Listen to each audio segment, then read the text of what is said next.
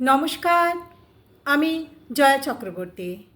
আজ শোনাব কবি তাহিদুল ইসলাম কনকের লেখা একটি কবিতা, রুমালি।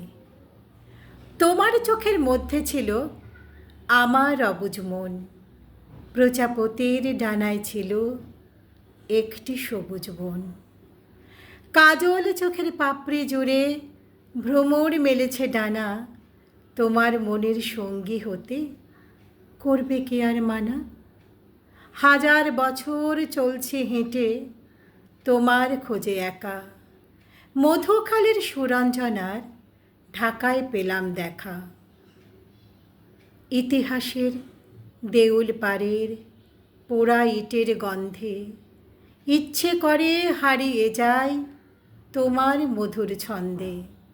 রুমালির ওই নকশি কাঁথার ভাসছে হৃদয় জুড়ে, একটি বেলা আড়াল হলে হৃদয় আমার পুড়ে। আমার মনের ক্যানভাসেতে তোমার চোখের ভাষায় সবুজ ঘাসের শিশির ভিজে থাকছি তোমার আশায়। পূর্ণিমারে জ্যোৎস্না রাতে দরজা রেখেছি খুলে, রুমালি তুই হাতটা ধরে রাখিস বুকে তুলে। বিন্নি ধানের মাতাল ঘ্রাণে তোমায় ছুঁয়ে যাব, এই জনমের স্বপ্ন আমার কোথায় তোকে পাব। ছইলা ফুলের মালার মধ্যে যতন কইরা রাখব, 12 মাসের কোকিল হইয়া তোমার পাশে থাকব।